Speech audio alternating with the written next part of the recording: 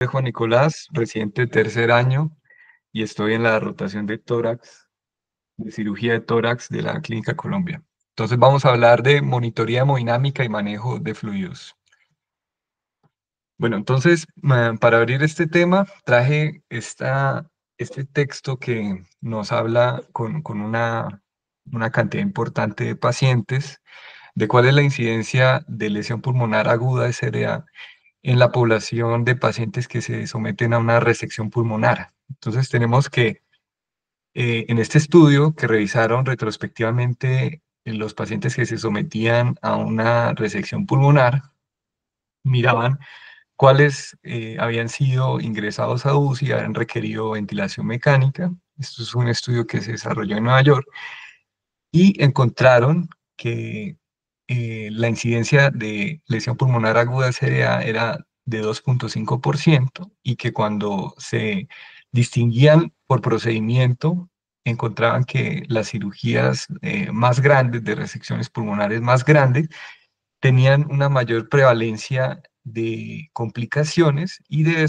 de toda esta población que tuvo ingreso a UCI, complicaciones, lesión pulmonar aguda SDA, 40% fallecían. El anterior estudio era del 2000, 2004, 2008. Este es un estudio un poco más reciente, en donde también de manera retrospectiva miraban cuáles eran los reingresos de los pacientes que se sometían a resecciones pulmonares. Este es del año 2013. Participaron 1916 pacientes y encontraron que la complicación, la principal causa de reingreso y de complicación en el 80%, cerca del 80% era por causas de complicación pulmonar. Encontraron que 49,2% requirieron ventilación mecánica, 11,1% requirieron oxigenación por membrana extracorpórea y 4,8% terapia de soporte renal. Entonces, aquí nos prende las alarmas de que las principales causas de mortalidad son por patología pulmonar en estos pacientes. Bueno, pero ¿qué es la lesión pulmonar aguda y el SRA? Bueno, acá tenemos la definición de lesión pulmonar aguda que tiene que cumplir con los siguientes criterios. Tiene que tener un inicio agudo. En la radiografía de tórax tienen que haber infiltrados bilaterales, hipoxemia caracterizada por una PAFI disminuida.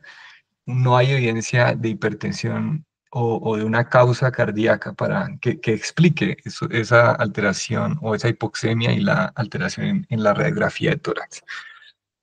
Las definiciones han venido cambiando históricamente. Tenemos la última definición de SRA de 2012, los criterios de Berlín, que pues nos habla de que el paciente tiene que tener un proceso difuso, un compromiso difuso en la radiografía de tórax, que exista una PAFI disminuida y que no haya una aberración o un problema cardíaco que esté en relación con esos cambios.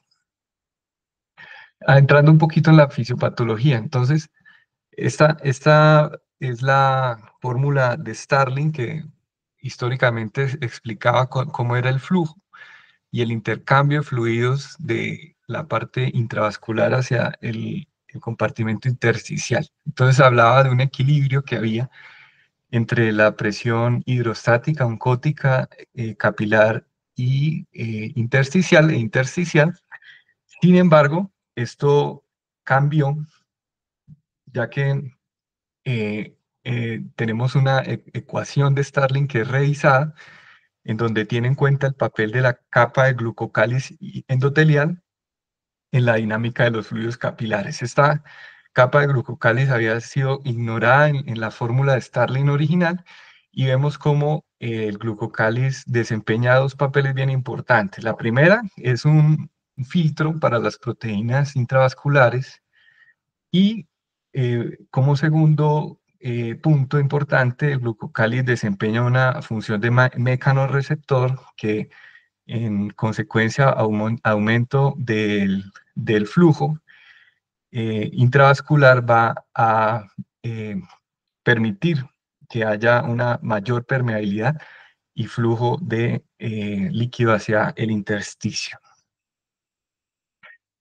También dentro de la fisiopatología encontramos que según la distribución de la perfusión por fractales de Murray, cuando miramos aguas abajo desde el hilio, encontramos que hay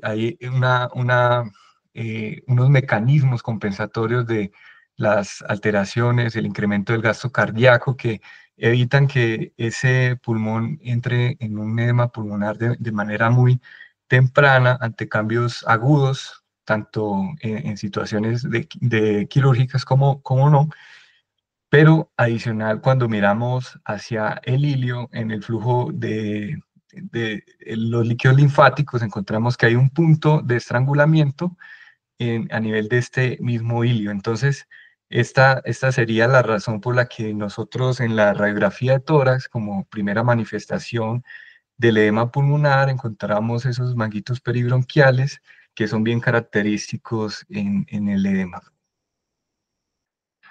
Bueno, pero entonces, ¿cómo es que desarrollamos la lesión pulmonar aguda después de una resección pulmonar? Entonces, varios autores han venido trabajando en cuál es la fisiopatología detrás de esta lesión pulmonar y encuentran que hay una teoría de los dos impactos. Inicialmente, el primer impacto se produce por la manipulación quirúrgica, la resección pulmonar, que desencadena pues una respuesta inflamatoria a nivel local y a nivel sistémico, pero hay un segundo impacto o unos segundos impactos que están relacionados con el manejo perioperatorio y ese es el tema que nos trae el día de hoy. También dentro de esos segundos impactos se ha descrito que la sobrecarga de líquidos puede estar relacionada con la lesión pulmonar aguda y el SRA postoperatorio. Pero en el estudio del manejo de fluidos en el transoperatorio de estos pacientes que se someten a resección pulmonar, aparece esta muy célebre publicación en la revista Anesthesiology en 2006 que dice, bueno, hay buenas y malas noticias en el manejo de los fluidos de pacientes que se someten a resecciones pulmonares. La buena noticia es que nosotros no producimos la lesión pulmonar con el manejo de los fluidos, porque en primer lugar está, como se ha podido observar en los estudios retrospectivos y en toda la literatura, que está más asociada a la lesión el tamaño de la resección y otras digamos, causas que no son directamente asociadas con el manejo de los fluidos. Sin embargo, nosotros con el manejo iatrogénico de los fluidos podemos empeorar esa lesión pulmonar en un paciente que ya tiene una predisposición importante. Y esto tiene un asterisco, digamos que nosotros no producimos la lesión pulmonar, pero con el manejo de los fluidos, pero el asterisco es que sí lo podemos producir de manera directa y esto ya es bien conocido por todos, que existe lesión pulmonar aguda relacionada con la transfusión. Ahí tienen los criterios y la definición. Los mecanismos que se han descrito son mecanismos inmunes cuando tenemos anticuerpos en los hemocomponentes del paciente que es donante e interactúan con el sistema inmune del paciente receptor y los mecanismos no inmunes que no involucran directamente los anticuerpos diluidos en los hemocomponentes, sino que hay mediadores inflamatorios como lípidos oxidados, citocinas, que desencadenan esa respuesta inflamatoria y la lesión pulmonar. Bueno, en cuanto vamos entrando en el manejo de los fluidos, históricamente y en mucha literatura siempre vamos a encontrar este debate eterno entre liberal o restrictivo, ¿cierto? Y entonces ahí nosotros encontramos que esta discusión histórica viene porque había un tercer espacio, la teoría del tercer espacio, en donde la manipulación quirúrgica producía digamos, una fuga de líquido intravascular y que para mantener adecuada volumen intravascular teníamos que reponer ese tercer espacio y tener estrategias liberales de manejo de fluidos, pero con lo que habíamos revisado anteriormente, de la introducción del conocimiento de la interacción del glucocáliz con todo esto, vemos que estos manejos liberales han entrado pues prácticamente que en desuso, y entonces la pregunta ahora es, si no es liberal y si tampoco es restrictivo por lo que hemos podido observar en los estudios donde hacen comparaciones de estos dos tipos de manejo, entonces ¿cuál es el manejo óptimo para nuestros pacientes? Aquí tenemos esta aproximación. Este es un estudio en donde captaban diferentes variables asociadas a complicaciones posoperatorias de pacientes de resección pulmonar, y en las variables de interés tuvieron en cuenta la tasa de infusión de líquidos que habían tenido estos pacientes en el intraoperatorio. Y sacaron esta gráfica en U, ¿cierto? No sé si alcanzan aquí a verla aquí en la parte inferior, en donde encontraran pues que los pacientes que tenían tasas muy bajas o tasas por encima de 8 empezaban a tener eh, complicaciones pulmonares. Entonces, en todos los tipos de cirugía, incluida la resección pulmonar, se pueden hacer curvas en U, como la que acabamos de observar en el estudio anterior. Entonces, dependiendo del tipo de cirugía, podemos en el eje de las X poner la tasa de infusión y en el eje Y las complicaciones posoperatorias. Y lo ideal sería encontrar un número mágico que nos permita establecer una tasa de infusión que sea segura y que nos permita, digamos, maniobrar con estos pacientes, establecer una estrategia de manejo en estos pacientes.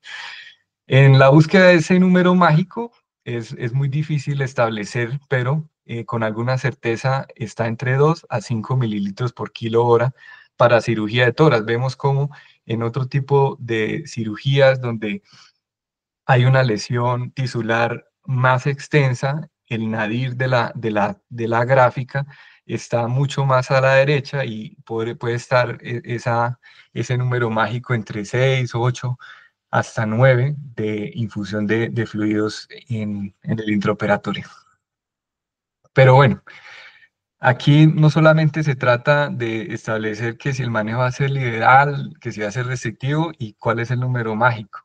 Hay otros autores que dicen, bueno, los fluidos son un medicamento más y como un medicamento hay que utilizarlo bien dosificado y con una justificación precisa. Entonces, em, existe un acuerdo, una aproximación un poco más fisiológica en el tratamiento de los fluidos, y em, te dice que el objetivo de optimizar las variables hemodinámicas con la optimización del volumen intravascular tiene que estar orientado a mejorar el suministro de oxígeno, el famosísimo DO2, ¿cierto? Que es el principal objetivo terapéutico de esta estrategia y de esta aproximación guiada por metas. El objetivo tendría que ser tener un índice cardíaco que sea de 2.2 litros minutos por metro cuadrado de superficie, que es aceptable en la mayoría de los casos, pero que debe ajustarse y revisarse según la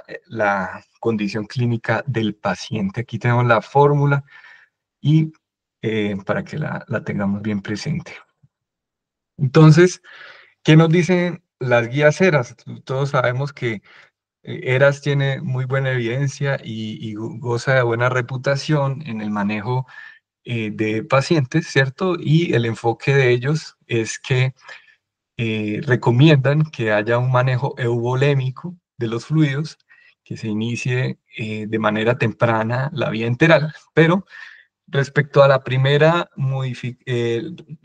recomendación de manejo euvolémico, ellos invitan a que hayan tasas de infusión entre 2 a 3 mililitros por kilo hora, que ellos encontraron en la revisión que hicieron de la literatura, estaba menos asociada a complicaciones pulmonares, pero la contraparte de una complicación pulmonar que es facilitada por el manejo inadecuado de fluidos sería la lesión renal, ¿cierto? Disminuye la perfusión a nivel renal y hay mayor lesión renal, pues ellos encontraron que entre 2 a 3 o no se había asociado a lesión en esta población de pacientes. Sin embargo, Hay otros enfoques, como lo acaba de decir, que no es número mágico y manejo bulémico, digamos, de una manera empírica, sino en pacientes que son de alto riesgo y en cirugías que son extensas o muy complejas, podríamos optar por no solamente lo que nos recomienda la guía ERAS, sino en complementar con una monitorización del gasto cardíaco y otras herramientas que vamos a empezar a estudiar a partir de ese momento. Entonces, la monitoría hemodinámica. Entonces, la dificultad que tenemos de la monitoría hemodinámica en estos pacientes es la interdependencia que hay en los sistemas cardíaco y pulmonar, ¿sí? Estamos interviniendo el pulmón y eso hace que hayan como unas dificultades de extender los resultados o la estrategia de monitorización hemodinámica que tenemos en cirugía abdominal o en otro tipo de cirugía, ¿cierto? Entonces, tenemos la presión arterial. Digamos que en monitoría hemodinámica tenemos limitaciones prácticas que entre ellas, pues que una medición directa del gasto cardíaco y de las resistencias vasculares es muy difícil, digamos, de forma práctica.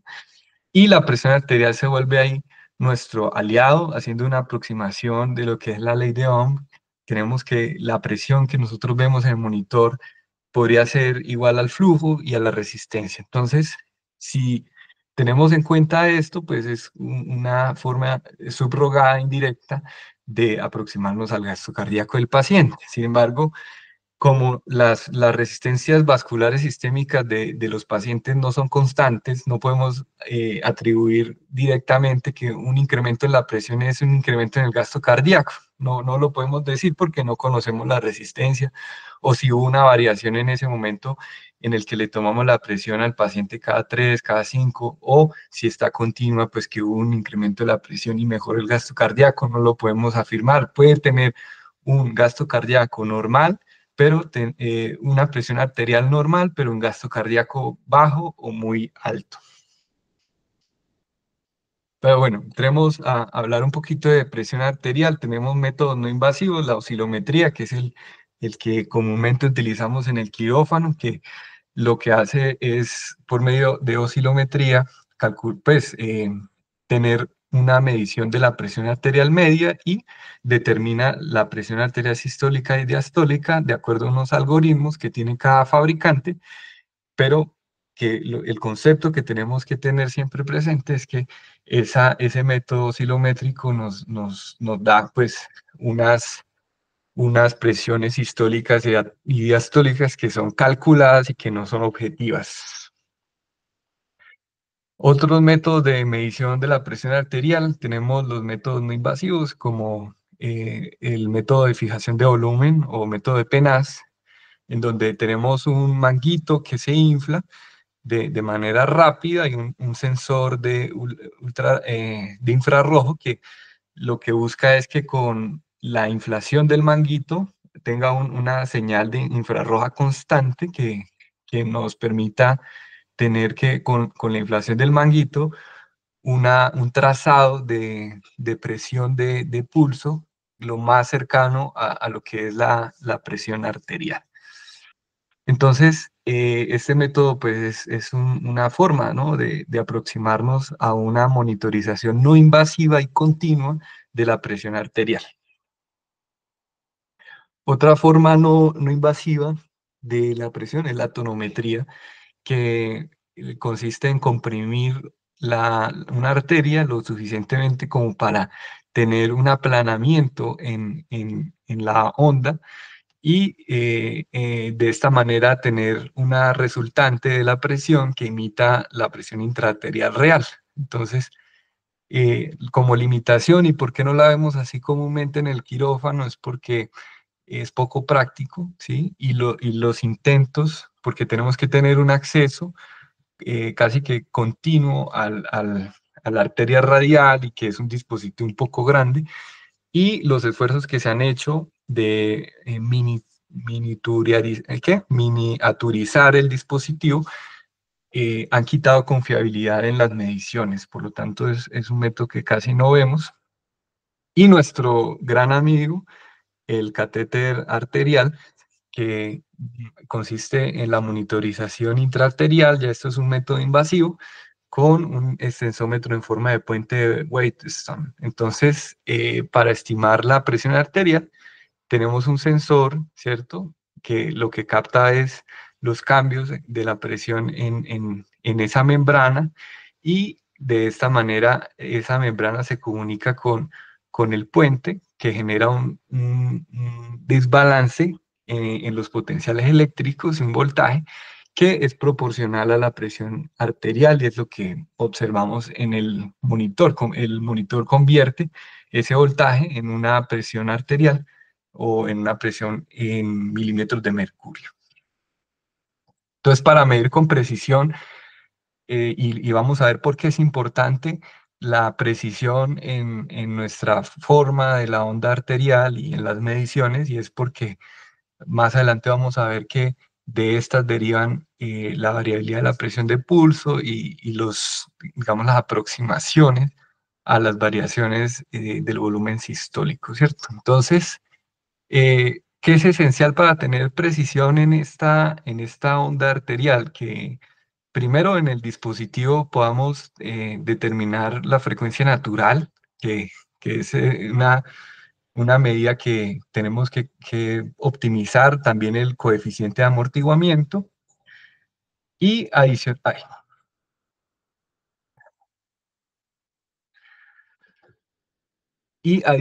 a eso, conocer que la forma de la onda que nosotros observamos es la suma de lo que es el flujo hacia adelante y hacia atrás y la reflexión que tiene de las ondas de presión y que contrastan con la rigidez de la arteria, ¿cierto?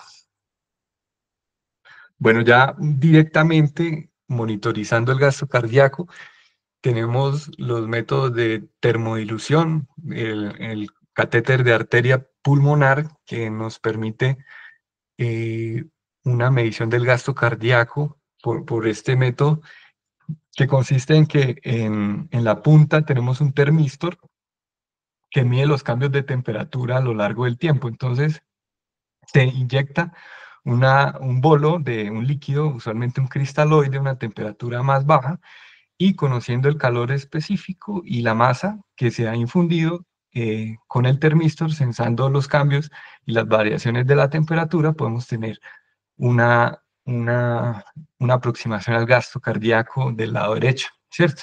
Que, que pues nos es muy útil en pacientes que tienen disfunción, ¿cierto?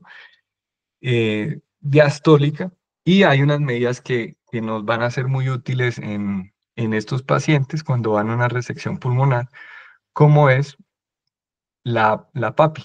La PAPI es una diferencia entre la presión de pulso de la arteria pulmonar y la PVC, y esto nos da una estimación de lo que es la función ventricular derecha. Entonces, con la PAPI podemos conocer esa función ventricular derecha y de esta manera tener estimaciones un poco más ajustadas para el paciente. Y en la monitorización del gasto cardíaco, bueno, este es un método que simula el catéter de arteria pulmonar, utiliza el mismo método de termodilución, simplemente en la monitorización por termodilución transpulmonar tenemos un catéter venoso central y una liga arterial que usualmente va a nivel femoral, y nuevamente se inyecta una solución cristaloide a una temperatura inferior y se miden esas variaciones en la temperatura. Pues personas que tengan un gasto cardíaco elevado, pues esas variaciones van a ser mucho más abruptas, y como limitación importante de este método es como principalmente que la infusión de fluidos no solamente va a ser a través de ese catéter venoso central, sino que lo que pongamos por vías periféricas o cercanas al termistor, pues podrían alterar la medición del gasto cardíaco, si le estamos pasando, por ejemplo, no sé, una taza de líquido, lo que sea, podrían alterar esa medición, pero este sería un método y que se ve bastante en la literatura, que es útil en cirugía de tórax porque nos permite calcular el shock intracardíaco y el agua pulmonar extravascular, que básicamente si tenemos el paciente que está aumentando ese volumen pulmonar extravascular, pues podríamos orientarnos a que nos estamos sobrepasando en fluidos y por lo tanto deberíamos orientar a un manejo más restrictivo de los líquidos y de esta manera un poco continua y dinámica titular los fluidos. La bioimpedancia y bioreactancia. El fundamento es básicamente el de que tenemos una corriente eléctrica que se aplica al paciente y la resistencia que se capta en el receptor es la oscilación del voltaje es lo que corresponde al volumen latido del paciente, ¿sí? La bioimpedancia tiene limitación importante.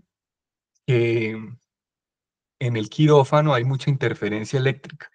Entonces, como alternativa se ha planteado la bioreactancia, que es un método parecido a la bioimpedancia, solo que no mira la amplitud de la onda, sino que hace una transformación de Fourier y mira las frecuencias de las oscilaciones y los cambios de oscilación o los cambios de frecuencia. Entonces ya es un poco mucho o es un poco más preciso y nos podría servir sobre todo para las estimaciones de la variación de la presión de pulso, el volumen sistólico y los cambios dinámicos en el volumen sanguíneo intratorácico. Sin embargo, pues es un método prácticamente que novedoso y hay muy pocos estudios al respecto con estos métodos. Otro uso potencial es que también podemos determinar el agua pulmonar extravascular y digamos que ojalá hayan más estudios que nos permitan utilizar esta tecnología. Ahora, yo había hablado de la presión arterial como un subrogado indirecto del gasto cardíaco y aquí aparecen, digamos, hace 30, 40 años se empezaron a describir los métodos de análisis de contorno de onda de pulso, que hay básicamente dos formas de análisis de esta onda de pulso. Están los métodos matemáticos de Winkelmann, que lo que hace es suponer que matemáticamente podemos, con tres suposiciones, calcular el volumen sistólico, y es básicamente con las tres suposiciones, la conservación de la masa, que si yo tengo en un momento una masa y en otro momento entonces es la misma, la complacencia de los vasos, ¿cierto? Y los flujos unidireccionales. Entonces, eh, estos supuestos, digamos, lo que cambia es en el método matemático los dispositivos que van a ser calibrados. Entonces, entre la constante hemodinámica del sistema arterial es una forma de aproximarse a un método calibrado y es entre más parecido y objetivo sea al paciente, pues mejor resultado. En teoría, mayor confiabilidad tendría este análisis de la onda de contorno de pulso. Y están los métodos empíricos, que básicamente es el FluoTrack, que utiliza, pues, como su nombre lo indica, de forma empírica las formas del contorno de la onda arterial para sacar, pues, de forma no calibrada, aproximada, esa variable K hemodinámica y ajustarla según las condiciones del paciente, de sexo, talla y demás. Bueno, entonces el gasto cardíaco por Doppler, tenemos la ecocardiografía transesofágica, el Doppler transesofágico. Básicamente sirve como una base para el cálculo del gasto cardíaco y utiliza el principio de Doppler. Entonces, ahí vemos cómo la velocidad que se calcula y el ángulo, ¿cierto? de incidencia del rayo, pues son uno eh, de los, de las variables que influyen en la medición de esos cambios de velocidad. Entonces, nos permite proporcionar información adicional respecto al volumen circulatorio, el tiempo de eyección corregido y la contractilidad ventricular. Es un sustituto del catéter de arteria pulmonar para guiar el control hemodinámico y la infusión de líquidos en los pacientes. Bueno, en cuanto a la respuesta a fluidos, porque esto básicamente es lo que nos trae acá, ¿no? Entonces tenemos las variables estáticas y las variables dinámicas. Acá es importante que las variables estáticas que tenemos por medio del catéter de arteria pulmonar, como la presión de enclavamiento de la arteria pulmonar, la presión venosa central, no son útiles en cirugía de tórax o tienen muchas limitaciones, por lo que nos vamos a centrar en las variables dinámicas, que son más fiables para evaluar la respuesta a fluidos, como son la BPP y la BBS, que se puede obtener por fotopletismografía y la línea arterial, como lo veníamos hablando, o a través de la integral de velocidad-tiempo BTI por los métodos de Doppler. Bueno, entonces, hablando de la BPP y la BBS, eh, ¿cuál es el principio de este método de respuesta a fluidos? Entonces, tenemos que la presión dentro del tórax produce pues una presión positiva porque estamos ventilando con presión positiva que disminuye el retorno venoso. Entonces, cuando hay un estado volémico disminuido, es como si se le pasara un bolo de líquido al paciente. En el momento en que disminuye esa presión positiva, va a haber una mayor variabilidad y suponemos que ese paciente se encuentra en la fase ascendente de la curva de Frank-Starling. Entonces, cuando hay una variabilidad y como punto de corte se ha establecido mayor de 13 de la BPP, tenemos que es un paciente que probablemente va a responder a fluidos. ¿Cuáles son esas limitaciones para eh, tener una confiabilidad para esa BPP? Es la respiración espontánea, las arritmias cardíacas, el volumen corriente bajo, y lo vamos a estudiar un poquito más adelante, un tórax abierto, el aumento de la presión intraabdominal, la frecuencia respiratoria alta y la insuficiencia cardíaca derecha.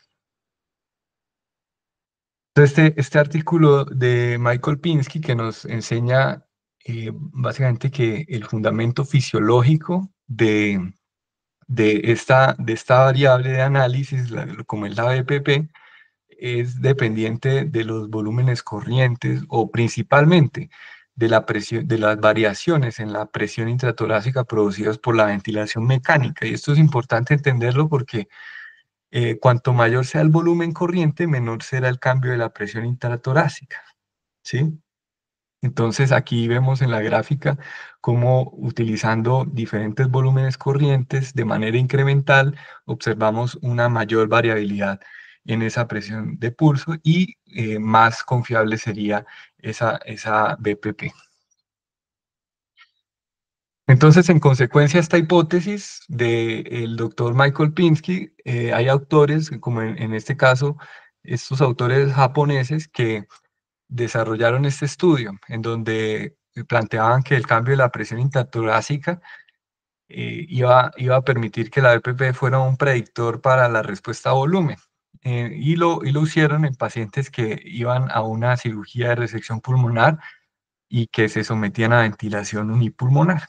Entonces, estos autores japoneses encontraron que em, en estos pacientes, tras eh, la, el inicio de la ventilación unipulmonar, tenían unos volúmenes corrientes de 8 mililitros por kilo y una PIB de 5 que establecieron como una intervención, tenían como resultado que las variables hemodinámicas eran confiables y que servían para evaluar la respuesta a fluidos en estos pacientes. Nuevamente, estos autores plantean otro estudio, diseñan para mirar el valor predictivo de la respuesta a fluidos usando la BBS. en pacientes que se sometían a, a ventilación unipulmonar y encontraron que podían tener unos valores de referencia, umbrales que eran diferentes a los que se habían calculado, como lo habíamos hablado anteriormente, 10, 13, en estos pacientes que se sometían a ventilación unipulmonar. Entonces llegan estos otros autores y plantean un estudio básicamente con el objetivo de evaluar con volúmenes corrientes más bajos, ya no utilizando 8 mililitros, sino 6, y mirando la sensibilidad de estas variables, encontraron pues que, digamos que el valor umbral, el umbral de volumen corriente, para que tuviera una buena capacidad predictiva, era de 7, para que los pacientes se pudiera predecir una respuesta a líquidos con la BPP durante la ventilación unipulmonar. Finalmente, estos autores chinos vienen a contravertir lo que venían desarrollando estos grupos japoneses, diciendo, o en su estudio, como conclusión que a pesar de que encontraban valores de BPP significativos, comillas, no habían variaciones en el gasto cardíaco y que por lo tanto era un mal predictor de respuesta a fluidos. Bueno, esto es un debate que podría desencadenar un nuevo conflicto chino-japonés, un nuevo conflicto, pero lo cierto es que este estudio tiene muchas limitaciones, que desconoció los postulados que ellos habían planteado en cuanto a la importancia de mantener un volumen corriente mayor de 8 y una PIB mayor de 5, y bueno, no controlaron muy bien estas variables, lo que no permitió digamos, fuera del todo concluyente que se pudiera descartar la BPP como una respuesta, como una variable para evaluar la respuesta a fluidos en los pacientes con ventilación pulmonar. Entonces, esto ya después de tanta carreta aquí ya todos están como necesitamos que nos diga si sirve, si no sirve y cuál es el punto de corte que realmente vamos a tener en cuenta en los pacientes de cirugía de tórax. Entonces, lo que se puede concluir es que todos los métodos de monitorización deben entenderse en marco de las determinaciones fisiológicas, ¿sí? Entonces, si tenemos muy claro los fundamentos y las determinaciones fisiológicas, podríamos decir que el valor de la BPP es, es una variable válida, ¿sí? Para pacientes que van a ventilación unipulmonar, pero que tenemos que evaluar esa respuesta al fluidos, porque podríamos estar en una epidemia iatrogénica de manejo de fluidos en pacientes si no lo hacemos de manera crítica, que tienen BPPs altas y entonces pásele líquidos, otra vez BPP alta, sigamos pasando líquido y podríamos contribuir a la lesión pulmonar de la que veníamos hablando hasta el momento. Entonces, es la importancia de toda esta charla. Y por último, este estudio que es bien interesante, que utilizando un modelo de Deep Learning, trataban de validar unos endotipos de hipotensión y cuáles eran, digamos, de acuerdo a su clasificación en clústeres que identificaron por medio de este modelo de Deep Learning, las intervenciones que se le podían hacer a los pacientes. Básicamente, pues la conclusión es que sería muy fácil tener pacientes que corresponden a este clúster de bradicardia, entonces optimizamos la frecuencia cardíaca y ya está, o estar por acá en depresión miocárdica y ya, muy fácil. El problema es cuando los pacientes se encuentran aquí, en el ojo del huracán, en medio de todas estas causas y no somos capaces de establecer una estrategia de manejo óptima combinando que la relación BPP con la BBS y la BPP alta y la PBC y la PAPI y una cosa y otra. Entonces, para eso son estas herramientas, para permitir que podamos agrupar variables y hacer tareas muy complejas de asociación de variables en pacientes que tenemos la mejor monitorización hemodinámica. Uno a veces ve, por ejemplo, en UCI o en las mismas salas de cirugía, pacientes que tienen el último equipo y tal, pero terminamos ofreciéndoles muy poco porque nos queda muy difícil ofrecerles algo mejor. Entonces, yo creo que ese es el futuro y pues para allá vamos. Esa era la idea de la charla. Muchas gracias.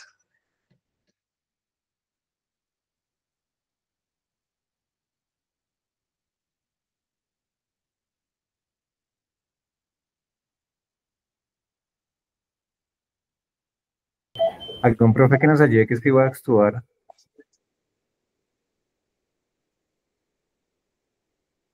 Qué pena, que no me cogía el micrófono desde el computador.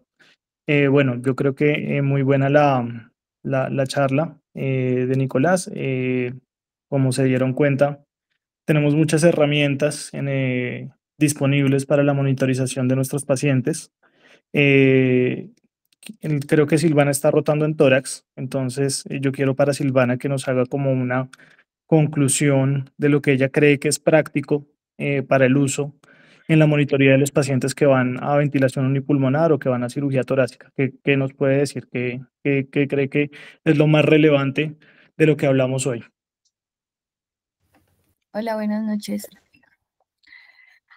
Bueno, pues teniendo en cuenta lo que el compañero nos ha comentado acerca de la monitoría en este tipo de pacientes, primero, siempre tener en cuenta la historia clínica del paciente y las patologías del base del paciente, pues para saber qué tipo de monitoría pues vamos a utilizar.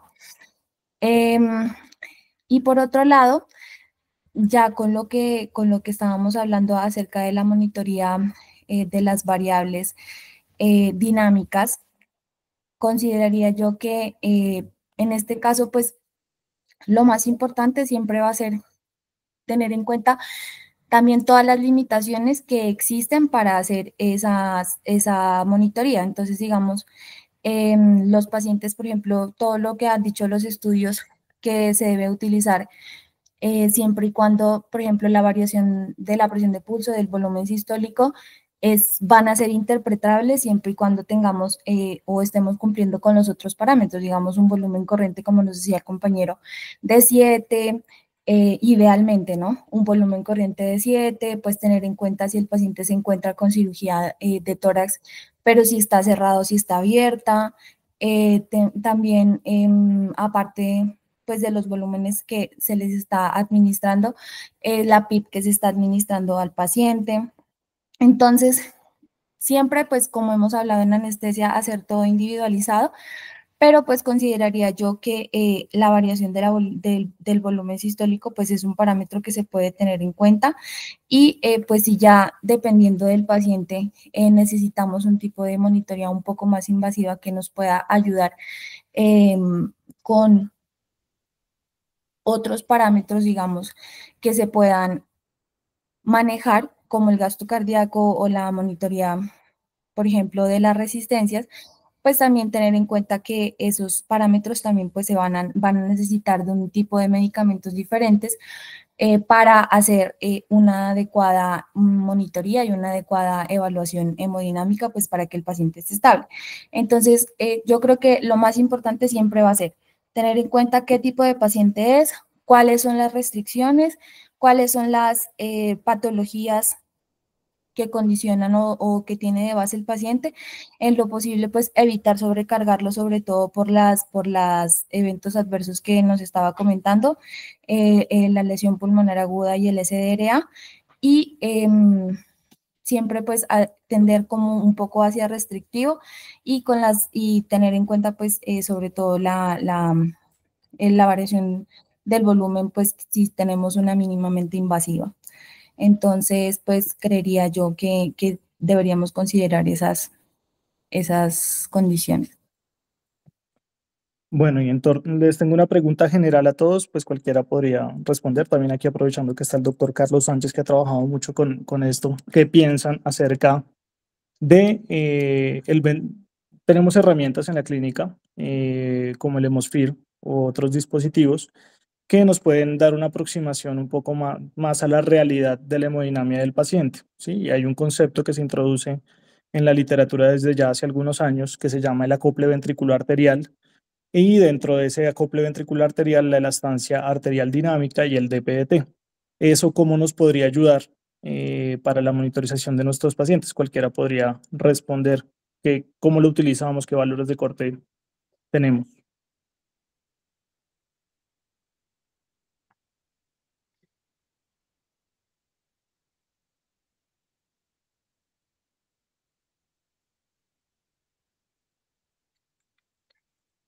Cualquiera. Bueno, entonces Nicolás, que era el que estaba presentando.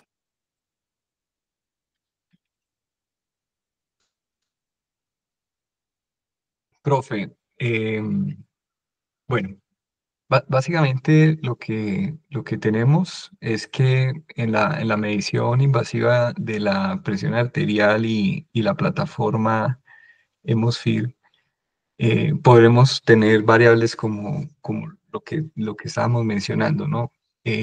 Básicamente, la elastancia arterial se logra cuando tenemos una medición de las variaciones de presión en relación con las variaciones de volumen, que es lo que es el BPP sobre la BBS, ¿sí? Ahora, cuando tenemos también la posibilidad de tener elastancia ventricular izquierda, ahí es cuando nosotros podemos tener una aproximación a lo que viene haciendo ese acople ventrículo arterial, porque no solamente tenemos la elastancia arterial, sino la relación de esa elastancia arterial con la elastancia ventricular. Entonces, cuando tenemos valores cercanos a uno, tenemos un acople óptimo y en teoría el corazón y el acople que tiene la función ventricular con las arterias van a ser responsivos, van a tener un adecuado funcionamiento. Entonces esto es valioso porque podríamos tener un paciente que está en una condición de choque vasodilatado, pero que tiene no solamente tiene disminución de esa resistencia vascular sistémica, sino que también depende de un adecuado gasto cardíaco y del acople ventricular y arterial óptimo. Entonces, no es solamente la medición del estado volémico, de la respuesta a los fluidos, de si requiere o no vasopresor, sino también de cómo está acoplado ese ventrículo. Entonces, sí, yo creo que, pues digamos que estas nuevas tecnologías nos permiten una aproximación un poco más cercana a la hemodinamia real del paciente. Y hay cosas que a veces no tenemos en cuenta, como la impedancia del sistema. Entonces, la impedancia del sistema habla básicamente de eso, de cómo está acoplado el ventrículo con la aorta, pues que es el tracto de salida del ventrículo. Y acuérdense que la fórmula de trabajo cardíaco, pues parte de la elastancia, ¿sí? Es una movilización de un volumen por un cambio de una presión. Entonces, digamos que el concepto parte de eso. A mayor impedancia, pues obviamente, así estemos euvolémicos, podríamos estar en un escenario de bajo gasto, que tengamos otros condicionamientos. Entonces, la elastancia arterial dinámica, el DPDT, que lo podemos medir por los métodos de análisis de contorno de la onda a través de la pendiente, como ya algunos han tenido la oportunidad de verlo en el Hemosfir, pues nos pueden aproximar a cómo eso también se está repercutiendo en el ventrículo. Entonces, cómo ese ventrículo se está adaptando a esos cambios de la impedancia del tracto de salida y cómo se están acoplando adecuadamente. Y de hecho, si nos vamos un poco más allá, podemos utilizar la frecuencia cardíaca también como un determinante de eso, y una frecuencia cardíaca baja ya sabemos que va a disminuir el gasto, y va a haber, ya a medida que aumentamos, dependiendo del paciente, y lo podemos hacer una mediación de básicamente de laboratorio de fisiología y con estos dispositivos, saber en qué punto el paciente va a estar mejor acoplado, va a ser mucho más eficiente. Entonces, esto también nos puede ayudar y tenemos que tenerlo en cuenta. Son tecnologías que ya las tenemos disponibles, entonces también aprovecharlas. Yo creo que como conclusiones de la charla, como bien lo dijo Nicolás, la cirugía torácica siempre va a ser un reto en el abordaje de los líquidos. Ya sabemos que esto va a generar lesión, que la lesión pulmonar se va a manifestar con toda la fisiopatología que nos acabo de mencionar, y debemos utilizar herramientas en los pacientes, partiendo, como lo dijo Silvana muy bien, primero de la estadificación de mi paciente. El paciente que va a cirugía torácica es un paciente anciano por lo general, por la epidemiología del cáncer de tórax, pero también vamos a tener pacientes jóvenes, entonces estadificarlos, apoyarnos en escalas de evaluación de complicaciones posoperatorias de los pacientes, de complicaciones pulmonares también nos puede orientar. Un paciente hipoalbuminémico, les pongo como ejemplo, también puede estar condicionando mayor riesgo de lesión pulmonar. Entonces, primero es hacer una contextualización de lo que yo voy a hacer y qué dispositivos voy a utilizar. Lo otro es que también debemos de alguna manera no sacar de tajo todos los dispositivos que tenemos porque no están adecuadamente validados para la estadística. Yo creo que todo puede ser útil si lo sabemos utilizar en el paciente de manera adecuada. Entonces, por ejemplo, la evaluación de las tendencias, ¿sí? Si tengo una BPP, una BBS y yo sé que no estoy en criterios adecuados para la validación de los sistemas, pero tengo una tendencia que me está mostrando un aumento en el tiempo, pues yo sé que ese paciente probablemente está cursando ya con algo de hipovolemia o que probablemente su área de Frank Starling está llegando a un área no dependiente. Entonces, las tendencias son muy importantes y también tienen validez cuando utilizamos los métodos. Lo otro es que es multifactorial, no nos podemos quedar solo con estos métodos que acabamos de mencionar. Tenemos mejores aproximaciones. Ustedes, si quieren, pueden hacer de pronto, si con el ecógrafo que tenemos hasta en la clínica, podemos hacer, apenas nos llega el paciente a salas, una medición de su estado de volumen rápida, y utilizando, por ejemplo, una colapsabilidad de la vena cava. Y podemos de pronto orientarnos un poco más a lo que puede esperar mi paciente en el intraoperatorio. Si entro con un paciente hipovolémico, voy a entrar perdiendo. Entonces, yo creo que todas las herramientas son útiles, enfocadas. Me estoy de acuerdo, en cirugía toracoscópica, 2 a 3 mililitros kilo hora va a ser pues nuestro objetivo. Yo creo que con eso de quedarnos de líquidos basales, pero pues utilizar todas las herramientas para lograr un mejor enfoque del paciente y siempre pues dinámicamente. Hay momentos quirúrgicos en que esto va a cambiar y también la restricción podría llegar a ser perjudicial para el paciente si no la logramos enfocar de una buena manera. Y pues aquí es donde entran en utilizar todos estos dispositivos que tenemos. Eso como comentario tenía. No sé si alguien más quiere hacer algún comentario.